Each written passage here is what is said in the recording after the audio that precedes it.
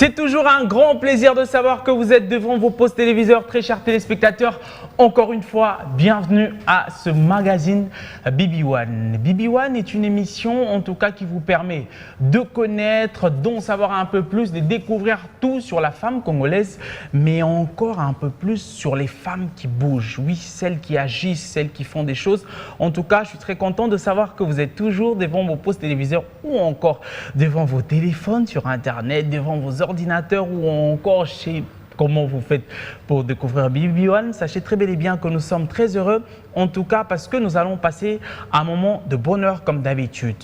Coronavirus, toujours dans ce monde, coronavirus, toujours en RDC, mais nous faisons l'effort pour vous informer, nous faisons l'effort pour vous faire voir qu'il y a des femmes qui continuent à agir, il y a des femmes qui continuent à bouger. Mais pour ceux qui savent, dans cette émission, nous ne recevons pas que des femmes, nous recevons les hommes qui ont... un savoir, qui ont un plus à apporter, qui ont une expérience, mais aussi qui sont sur le terrain pour appuyer, pour engager, pour employer, pour aider la femme à devenir leader, à avancer, à réussir. Et donc, c'est pour ça que sur ce plateau, comme d'habitude, j'ai des invités, une co-présentatrice et les publics. Donc, pour ce numéro, je préfère que tout le monde commence par s'applaudir pour sa présence. Donc, s'il vous plaît, applaudissez pour vous-même. Et oui, c'est comme ça que ça se passe en tout cas. Partout où vous nous suivez, que vous soyez au Gabon, en passant par le Mali pour arriver au Sénégal, B1 Télévision, on nous suit en Afrique du Sud, Mbandaka, Gemena ou encore en Australie, on nous suit en France, aux États-Unis, un peu partout. Vous serez sûrement nombreux à nous suivre, que ce soit, comme je disais tout à l'heure, sur Internet ou encore à la télévision.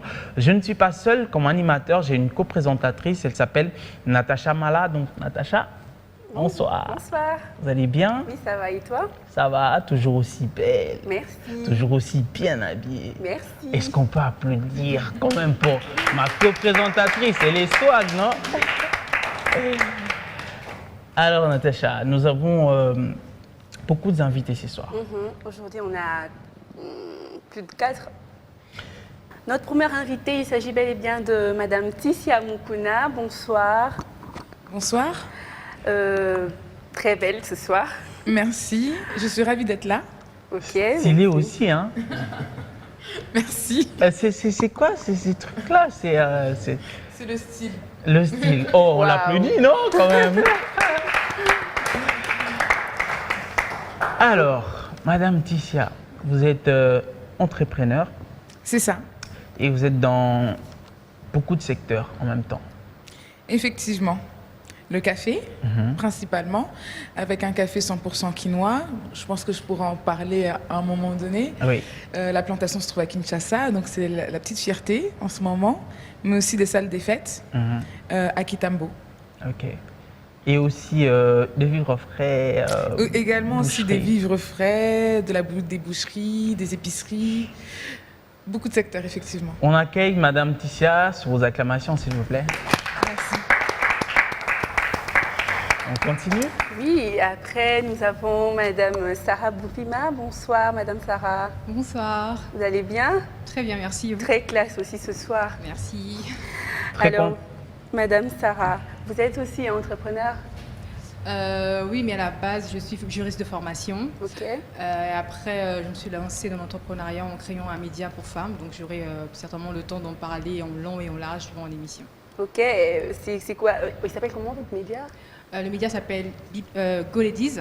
Ok. Mais après, je travaille également sur un projet axé sur la jeune fille et le digital qui s'appelle Bibi Digi. Et donc, ce sont les deux domaines dans lesquels je travaille actuellement. D'accord, merci. On applaudit aussi très fort pour Madame Sarah. Bienvenue. On La continue. suivante, Madame Laetitia Mbayo. Bonsoir, Madame Laetitia. Bonsoir. Très jolie. Merci. Alors, Madame Laetitia. Très classe aussi, hein? Merci. Et très souriante. Dans les simples. Madame Laetitia, vous êtes entrepreneur aussi. Oui, je suis entrepreneur. Je suis agent immobilier d'abord.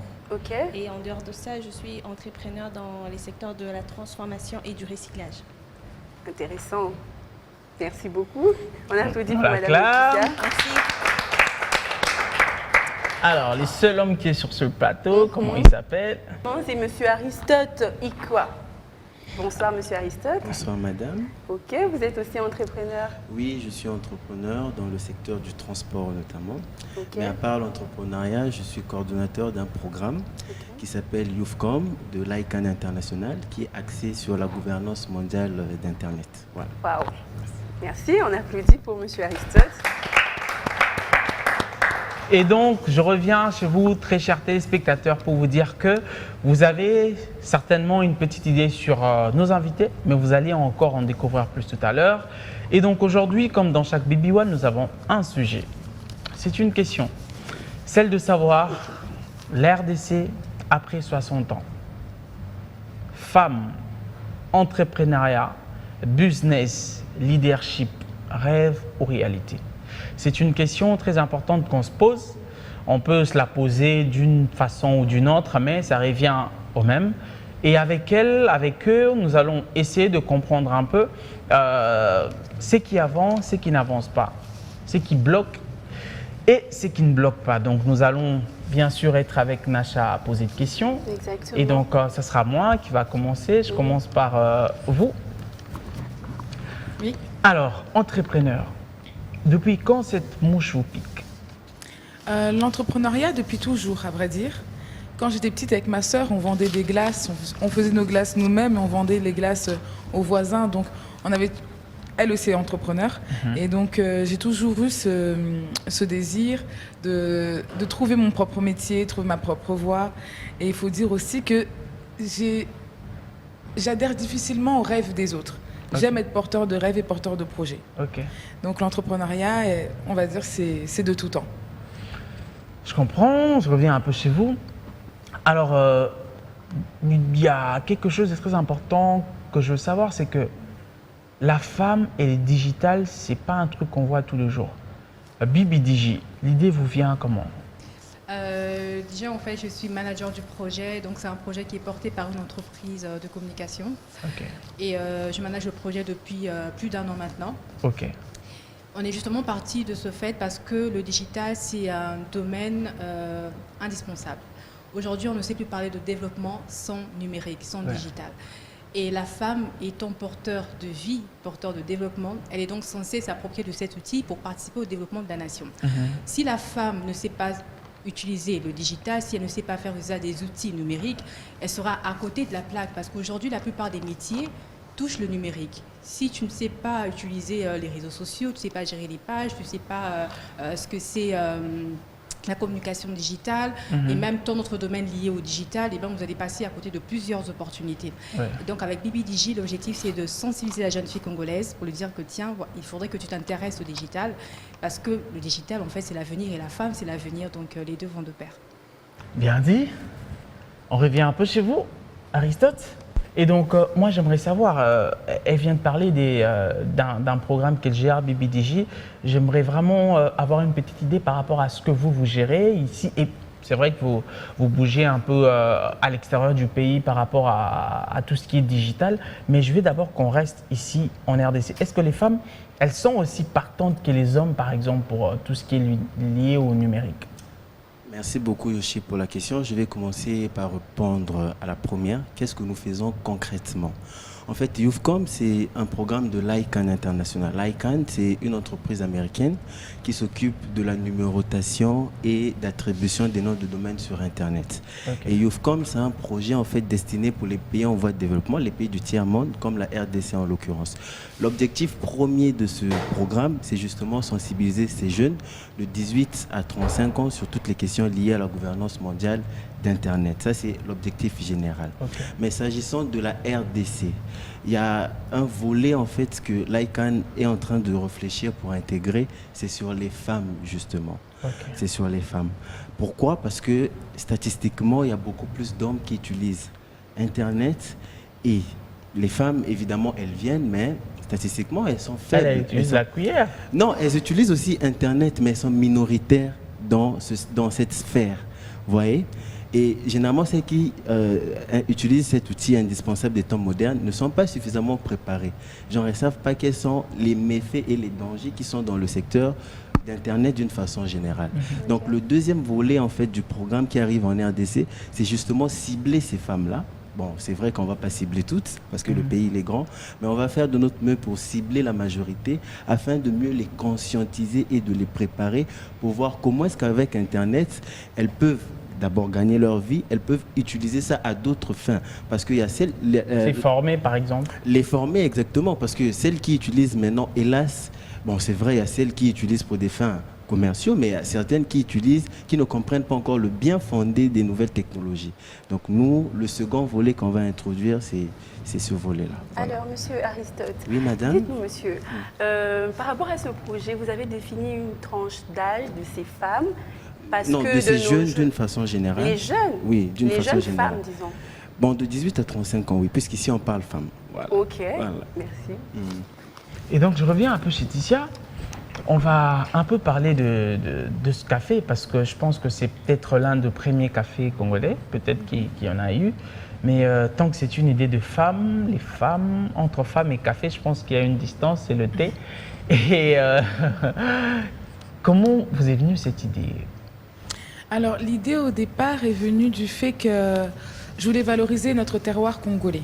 Okay. Je voulais vraiment qu'on puisse être fier d'un produit phare qui pousse ici.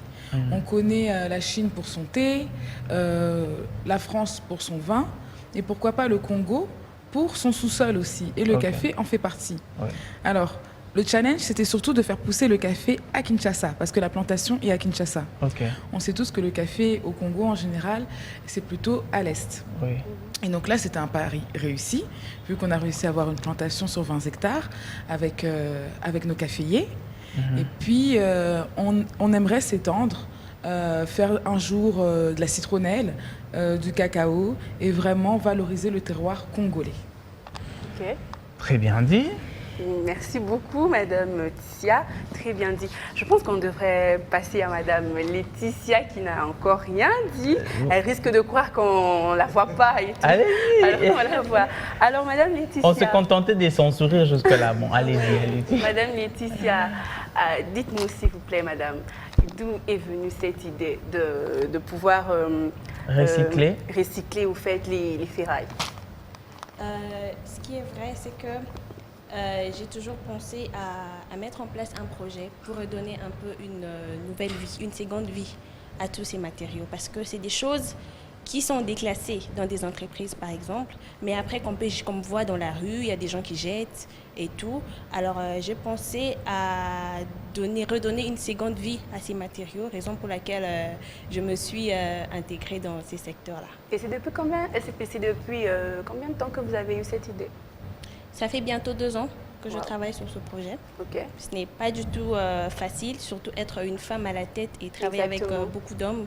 Et surtout que c'est un secteur qui est vraiment masculin. Et voilà, c'est pas du tout facile. Justement. Alors, on va aller un peu sur les difficultés que chacun ou que chacune rencontre. On commence par vous, justement. Vous prenez du fer, que ce soit les déchets dans les routes ou dans les parcelles, vous achetez et vous revendez pour que ça soit transformé en fer par des sociétés ou par vos partenaires. Oui, je suis un peu une version professionnelle des jeunes qui passent dans la rue. Ma bendette, je suis un peu une version professionnelle parce que moi, je prends dans des entreprises, des grands garages. Je prends là et ensemble avec mon équipe, s'il y a des choses à découper, nous découpons avec de chalumeau, l'oxygène, le gaz. Nous découpons afin de livrer à notre partenaire qui est Fameco. Eux, ils sont dans la transformation de ces mitrailles en barres de fer. Les difficultés.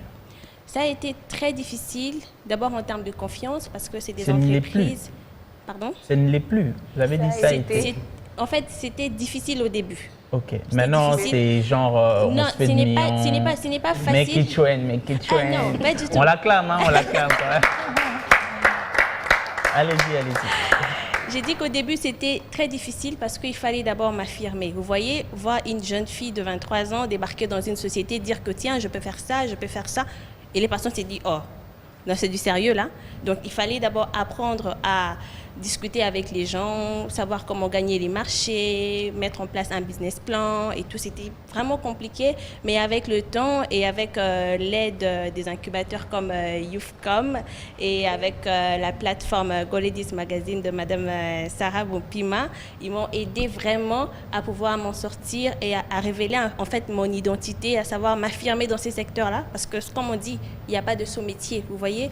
Donc c'est quelque chose qui rapporte et c'est quelque chose qui fait en sorte qu'il y ait des familles qui se nourrissent chaque jour, vous voyez. Je travaille avec à peu près 5 hommes qui sont à ma charge et il faudrait assurer qu'il y ait toujours des marchés, il faudrait continuer, il faudrait mettre en place des stratégies de communication.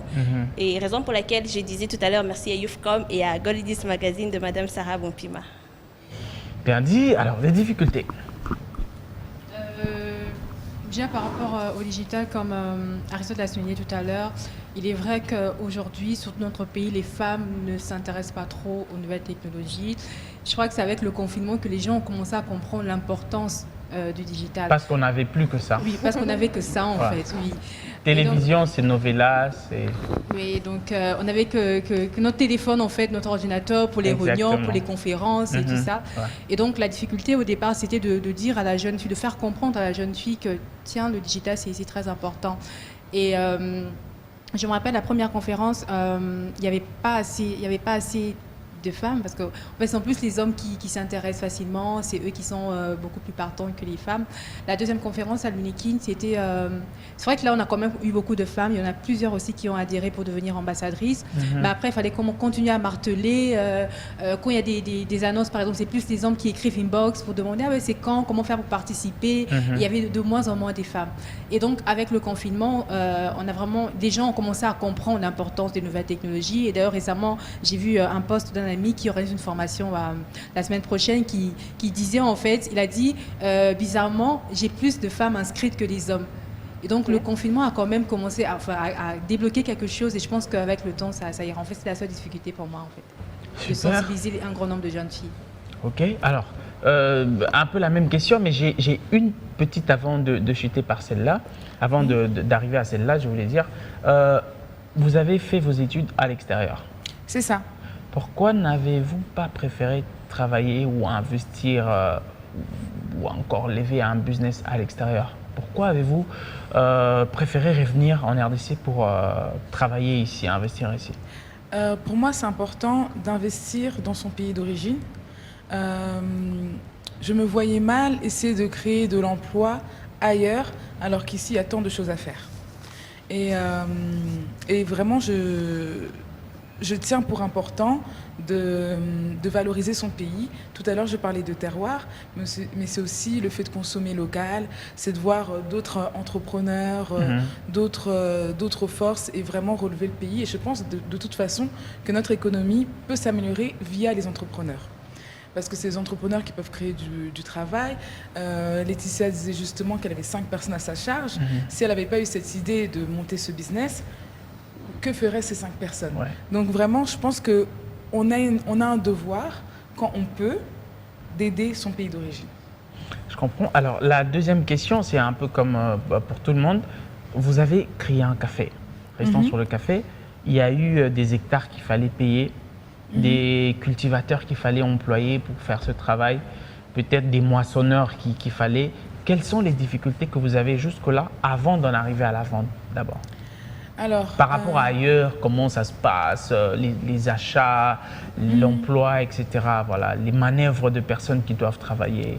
La première difficulté, c'était surtout lié à la plantation.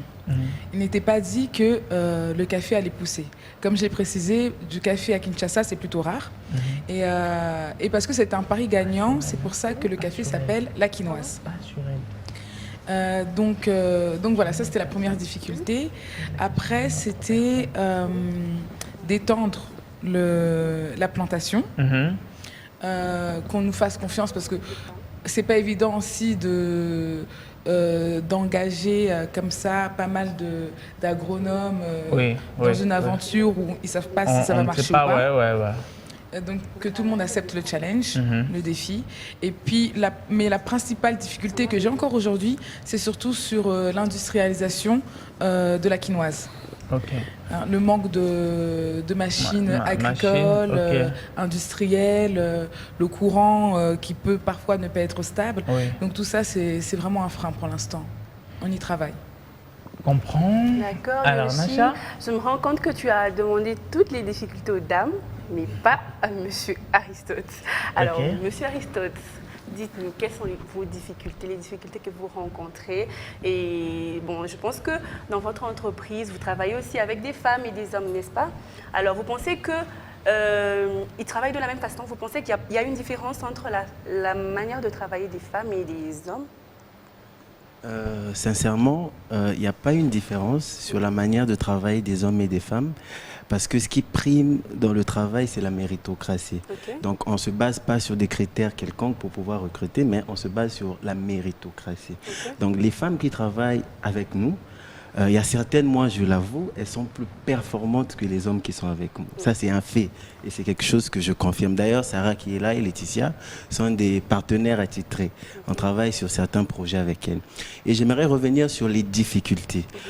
Vous savez, je vais un peu me projeter dans le temps. Dans l'histoire de l'humanité, il y a eu plusieurs révolutions. Aujourd'hui, on est en pleine révolution numérique. C'est-à-dire que le digital est en train de transformer le monde dans lequel nous vivons. Rien qu'en voyant ceux qui sont riches actuellement, ce sont des gens qui évoluent dans ce secteur-là. C'est-à-dire que nous, pour développer notre pays, moi je suis persuadé à 100% qu'il faut passer par le digital. Et il faut inclure les femmes dans le processus. Parce que dans tous les pays du monde, on enlève le digital où il y a eu une évolution quelconque, les femmes ont toujours été là. C'est-à-dire que tant qu'on ne va pas intégrer les femmes dans le processus de numérisation du pays, ça sera compliqué de décoller. Okay. Bon, c'est vrai que le gouvernement s'y essaie, il y a beaucoup de projets avec le plan numérique qui est là. Et il y a quand même cette volonté-là d'introduire des femmes. Et il y a des femmes exceptionnelles comme Madame Sarah, comme il y a d'autres dames dont je tais les noms ici, qui font des choses très très remarquables. Donc moi je suis persuadé que l'avenir est en train d'aller vers le meilleur et qu'on peut encore faire de grandes choses. En dépit des difficultés. Là, je me projette déjà dans le futur. Voilà, merci. Alors, j'ai une question avant qu'elle puisse finir. On va revenir envers vous après cette question. C'est sur vous plutôt. Vous avez dit tout à l'heure que vous employez 5 personnes. J'aimerais savoir, il y a combien de femmes, il y a combien d'hommes parmi les 5? Parce qu'à ce que je sache, ma bende, pousse-poussière, il n'y a que les hommes. Donc j'aimerais savoir un peu, c'est vrai que ce que vous faites, ça demande du muscle, ça demande une certaine autorité qui va avec la force humaine, mais la question est celle de savoir il y a combien de femmes, il y a combien d'hommes dans ce que vous faites. Il y a une femme et 4 hommes. C'est vrai que ça demande de la force, mais il n'est pas question de circuler en fait dans les rues comme les font les jeunes. Nous avons des endroits bien précis où nous récupérons tous ces déchets-là, nous les chargeons dans des camions afin de ramener ça vers nos partenaires.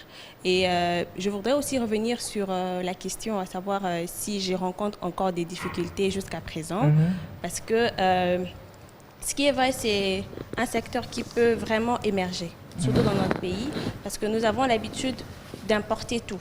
Nous importons tout. Par contre, avec ce que je fais avec mes déchets à moi que je rassemble, par exemple les aluminiums, nous pouvons fabriquer des ustensiles de cuisine.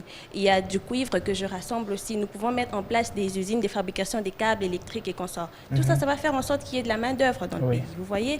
Alors nous avons un grand challenge parce qu'il faudrait qu'on soit à mesure d'attirer les investisseurs qui viennent investir ici. Je veux vous donner un exemple. Si il y a des sociétés où il y a des batteries déclassées. Vous voyez, des batteries déclassées, il y a du cuivre et tout.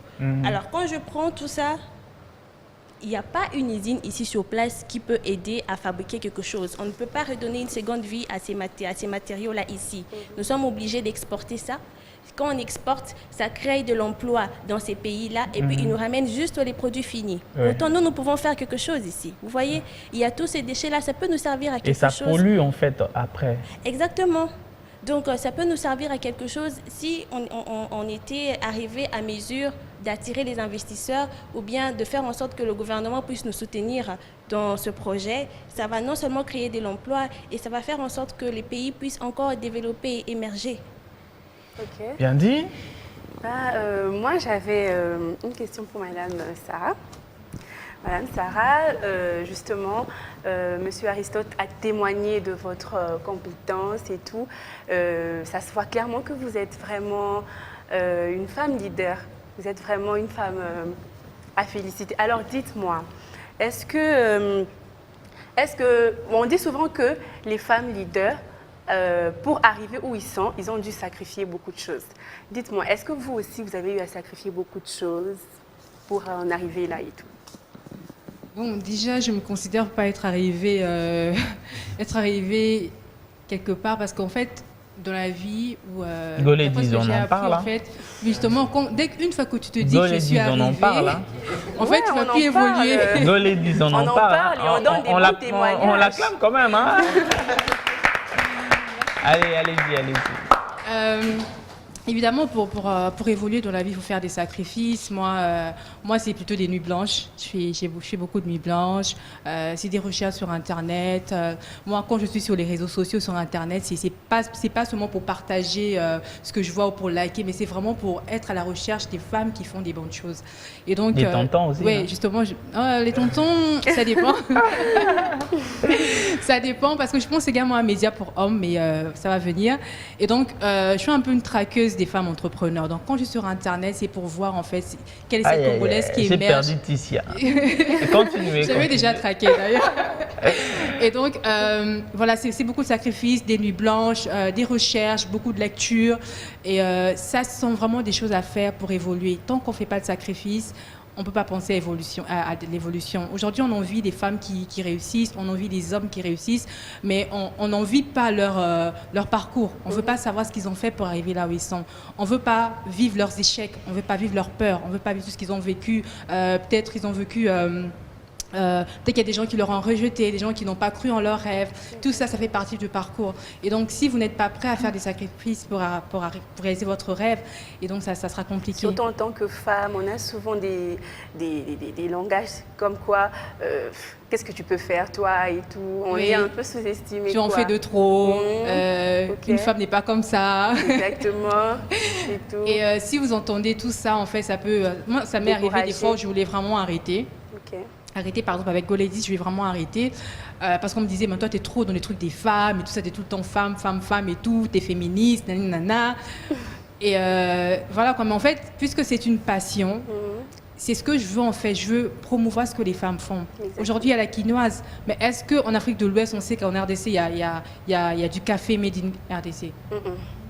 C'est justement pour ça que j'ai créé Golédis, pour que le monde puisse savoir qu'en RDC, il y a des femmes qui font des bonnes choses. C'est pour ça, c'est en fait une passion.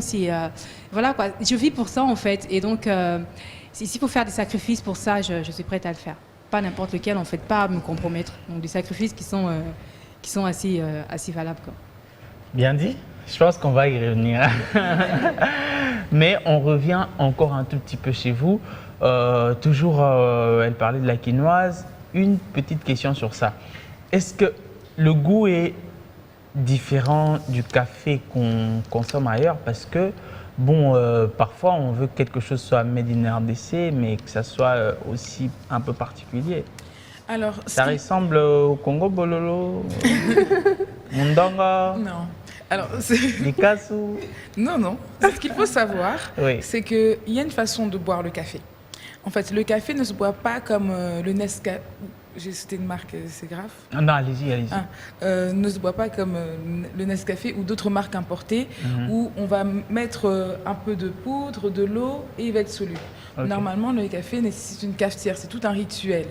C'est comme le thé. Donc, si vous êtes vraiment amateur de café, je vous invite à prendre mon café, surtout si vous avez une cafetière ou un filtre. Parce que c'est un café à filtrer.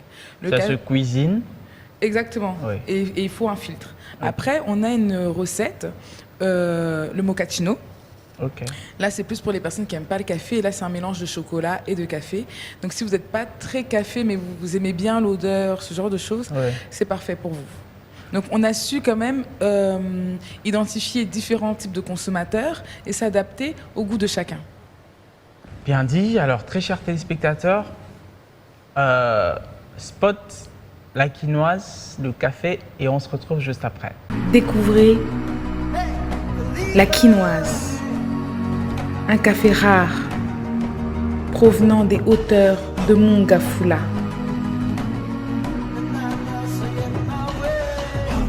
La quinoise témoigne du savoir-faire congolais. La quinoise, l'arôme du café congolais.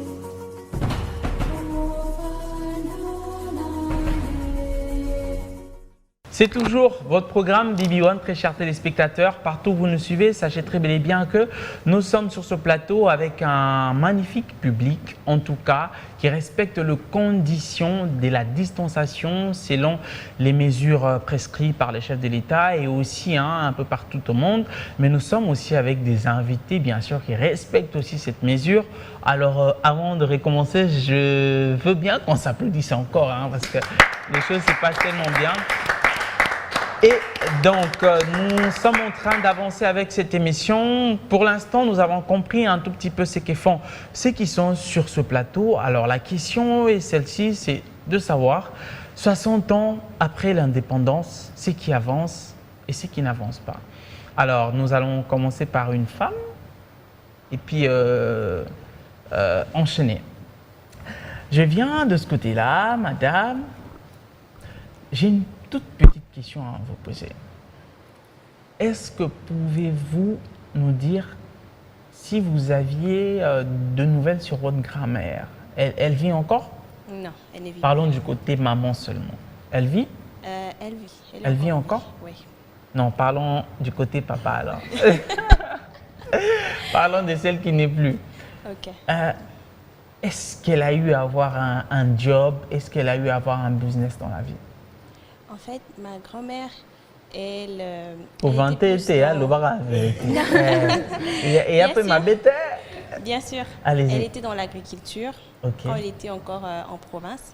Et ici, elle tenait un dépôt de boissons Ah, qu'elle-même elle gérait. Jusqu'à ce qu'elle est morte dans son dépôt là. Passons à maman maintenant. Est-ce que maman entreprend ou c'est une femme de foyer? Maman, elle est entrepreneur aussi parce qu'elle tient une pharmacie. Ok. Elle a une pharmacie et en même temps, elle est aussi ménagère. Oh, super. Alors, c'est ça qui vous a un peu motivé ou l'entrepreneuriat, c'est venu de par votre propre gré, par votre force? Ce qui est vrai, c'est que j'ai toujours voulu être indépendante financièrement. Et ici, en Afrique, on a tendance à nous dire que la femme ne doit pas trop travailler, elle doit rester à la maison. Il y a son mari qui va travailler et tout, il va commencer à emmener de l'argent et tout. Pourtant, cette façon de réfléchir est déjà révolue. Vous voyez, aujourd'hui, la femme s'affirme de plus en plus.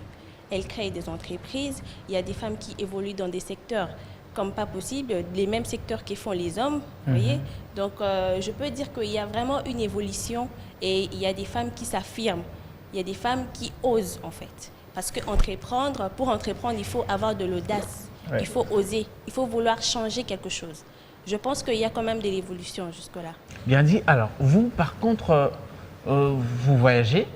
Vous voyez ce qui se passe à l'extérieur, que ce soit en Europe, en Asie, etc.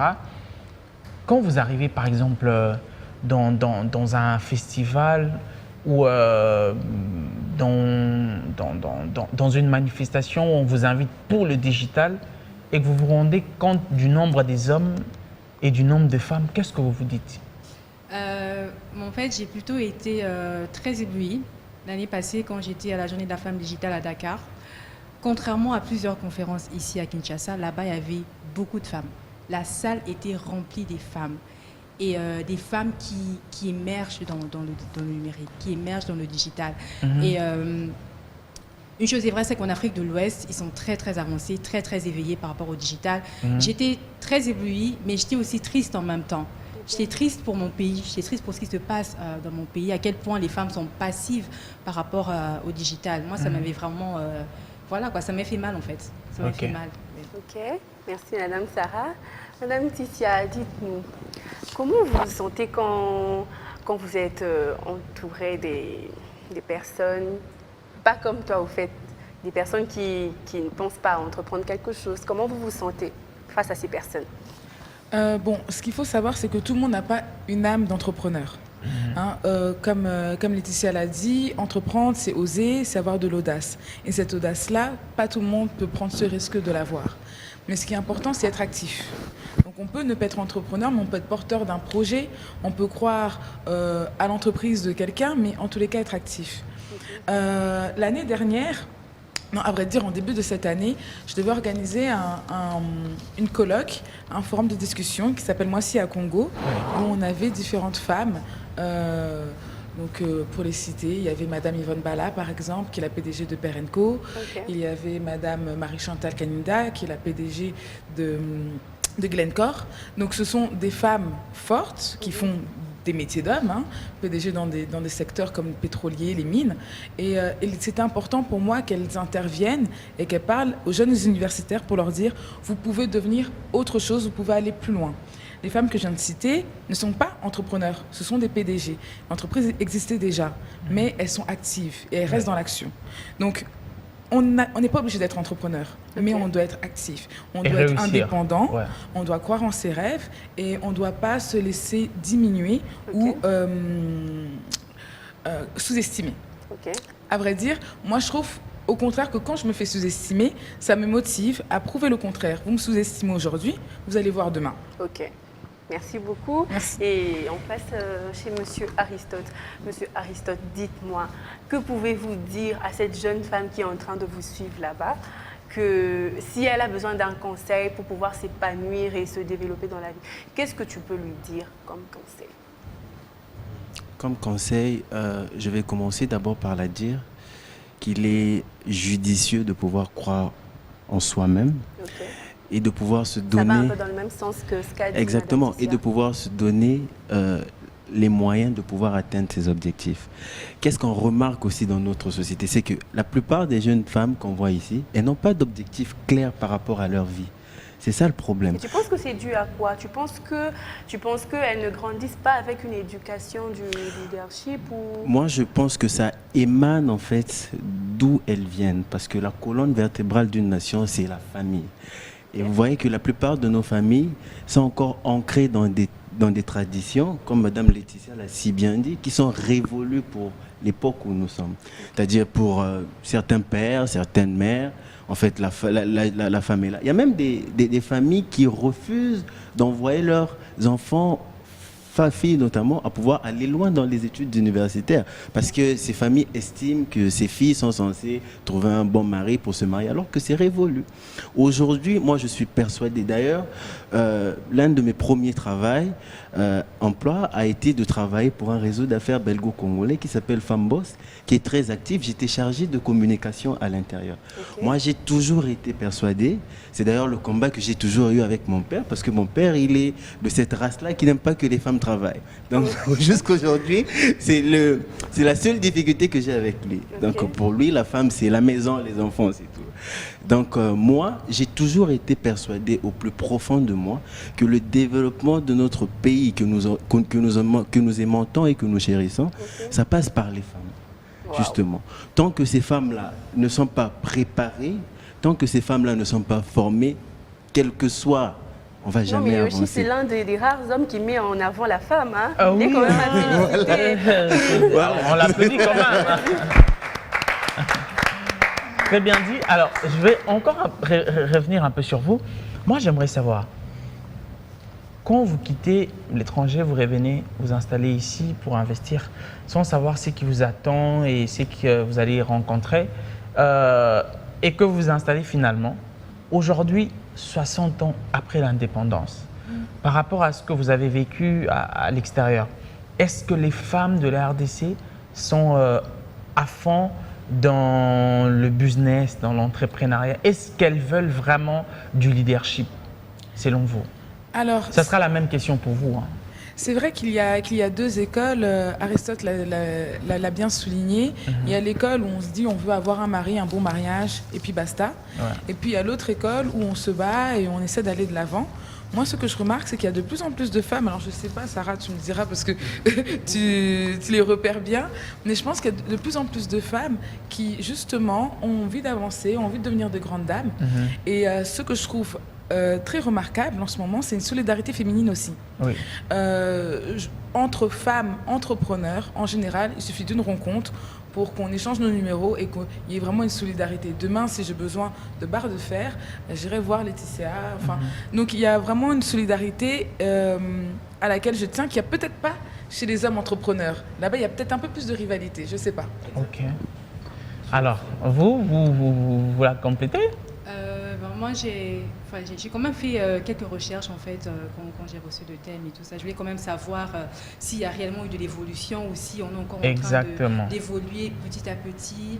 Et donc, pour aller d'abord dans le sens de Ticia, j'ai découvert en fait que selon le ministère de l'Industrie, en RDC, il y a 6 000 femmes qui détiennent des petites et moyennes entreprises et 4 000 qui sont repérées à Kinshasa. Et donc, 6 000 femmes qui détiennent des entreprises, sans compter celles qui sont dans l'informel, parce qu'il y a beaucoup de femmes qui sont dans l'informel, mais qui nourrissent leur famille. Exactement. Et sur une population de 80 millions d'habitants, c'est trop peu. Ouais. C'est trop peu. C'est vraiment rien à voir avec 1%. Justement, rien à voir. Et cette évolution, on peut même la voir aussi dans le monde politique. Au Parlement, il y a 500 sièges, mais on n'a que 50 femmes à l'Assemblée nationale. 10%. Ouais. Au Sénat, il y a 100 sièges, mais on ne compte que 19 femmes. Et aux législatures passées, il n'y avait que 5 femmes au Sénat. Okay. Au gouvernement, il y a 83% d'hommes et 17% de femmes. Alors, 60 ans après l'indépendance, avec ce genre de chiffres, bon, on peut dire qu'il y a... L'évolution, c'est en train de venir, en fait, mais on n'est pas encore arrivé. Il faut beaucoup de travail, beaucoup de persévérance. Les femmes compétentes en RDC, c'est pas ça qui manque. Les femmes qui ont cette envie d'entreprendre, qui entreprennent, ça ne manque pas en RDC. Toutes ces femmes qui vendent du pain, qui vendent des légumes, ce sont des entrepreneurs. Mais pourquoi elles sont pas répertoriées? Parce qu'en fait, elles sont dans l'informel. Il faudrait qu'on aide ces femmes à bâtir des industries avec ce qu'elles font. Les femmes qui vendent des légumes, c'est toute une industrie. Normalement, à l'étranger, c'est toute bien structuré. Justement, c'est bien structuré. Ouais. C'est elles qui nous nourrissent. Elles sont nombreuses. Au Grand Marché, à Gambela, à Zando, à Samba Zegida, elles sont nombreuses, ces femmes-là.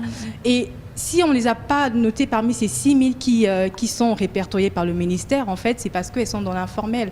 Je pense qu'on a du chemin à faire. Dans 40 ans, on aura 100 ans. Et je réfléchis dernièrement avec des amis pour dire, je me voyais moi, quand j'aurai 60 ans, à quoi va ressembler ma vie? Est-ce que je serai comme la RDC où on ne sait pas trop ce qui... Belle réflexion, on l'acclame quand même.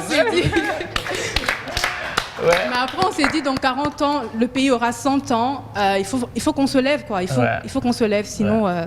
Sinon, on ne sait pas à quoi Vous rajoutez quelque chose? Oui, je voulais rebondir à cette intervention. Je suis complètement d'accord avec Sarah. C'est vrai que non seulement c'est générationnel, ça veut dire que ça va venir avec le temps. Je suppose que nos enfants auront peut-être un peu plus l'âme d'entrepreneur. Aristote parlait de son père qui était contre la femme en entreprise ou entrepreneur. Ouais. Mais les enfants d'Aristote, je suppose qu'ils seront poussés à aller le plus loin possible. Donc je pense que c'est générationnel. Et effectivement, ça manque aussi de structure. Sarah a parlé de toutes ces mamans qui vendent au marché. Effectivement, ce sont des femmes entrepreneurs. Mais sauf qu'il n'y a pas de cadre. Et la maman qui va au marché, il faudrait qu'on lui donne des outils pour que demain, elle ait sa supérette, en fait. Et après-demain, elle ait un supermarché. Oui.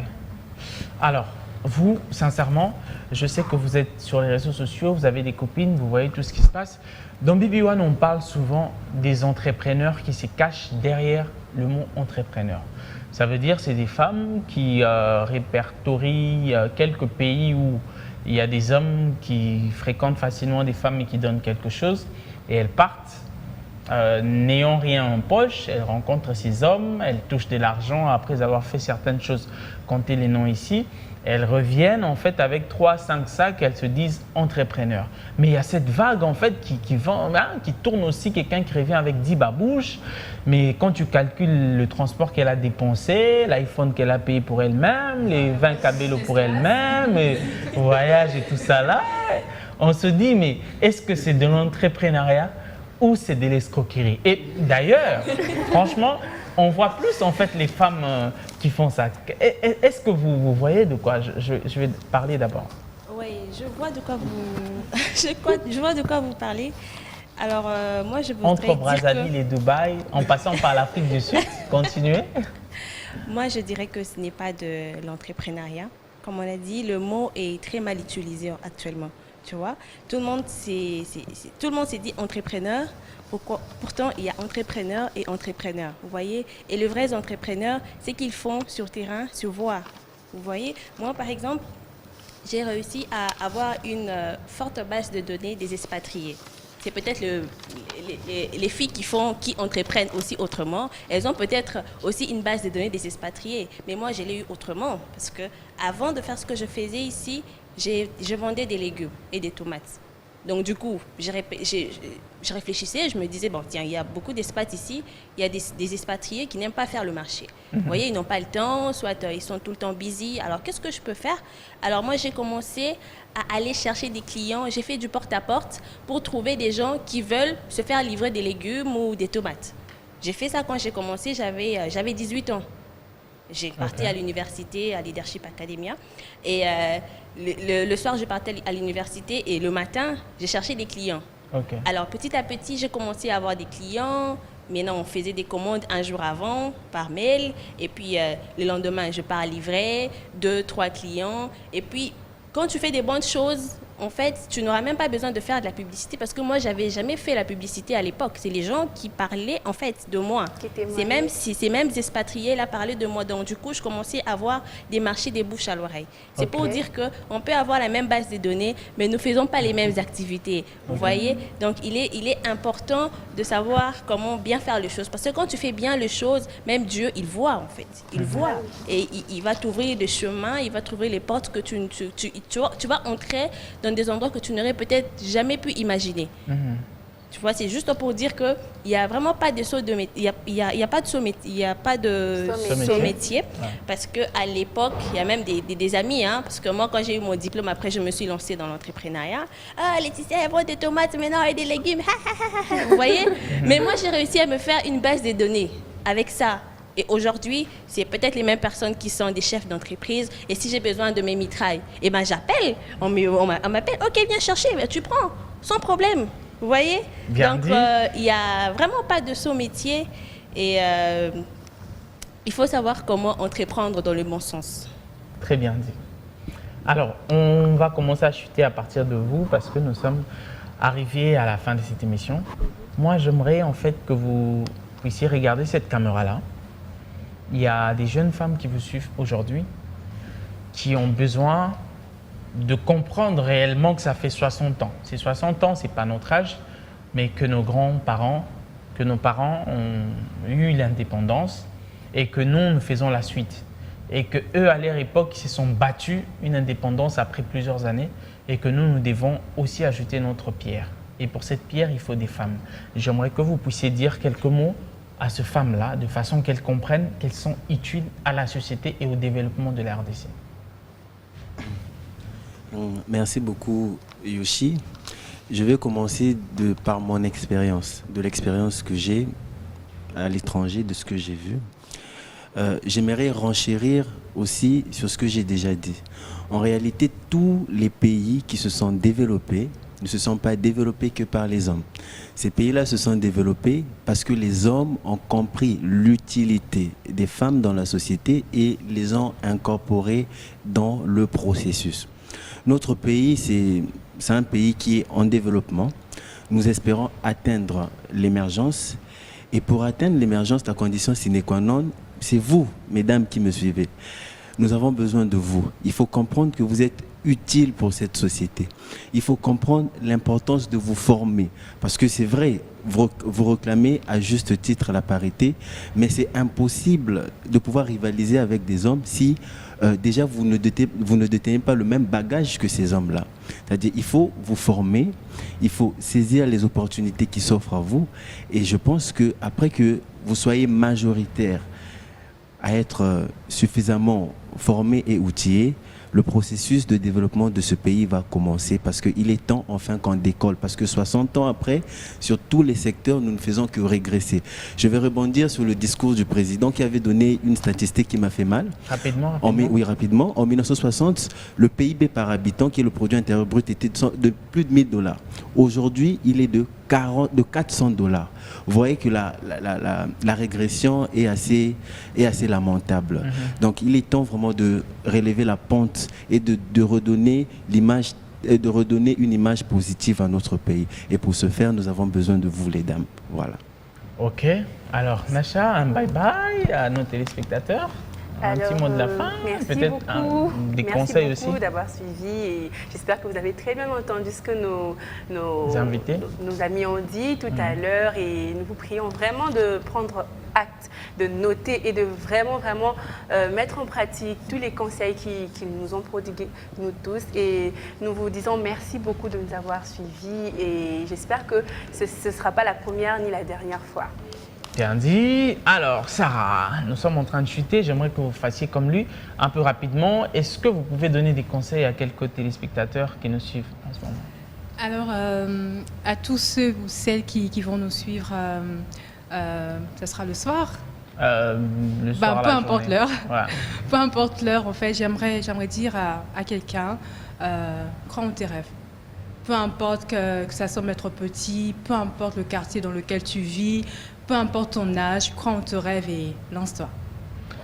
Très bien dit. Alors, Ticia, la quinoise déjà disponible? Il y a des points de vente? Comment on fait pour se procurer? Il y a des réseaux sociaux? Effectivement, c'est disponible dans les supermarchés, mais aussi dans les alimentations. Okay. Et puis, on est sur Facebook, Instagram, Twitter. Donc, on peut suivre notre actualité facilement. Ok, aussi quelque chose à dire, des conseils? Alors très rapidement, le conseil que je donnerais, c'est pour pas me répéter ou répéter ce qu'on a déjà dit auparavant, au lieu d'espérer avoir un mari directeur, souhaiter devenir directrice. Très bien dit. Alors je vais lever ma main directement pour vous dire bye bye avec tout le monde sur ce plateau. On lève, bye bye. On s'acclame, non?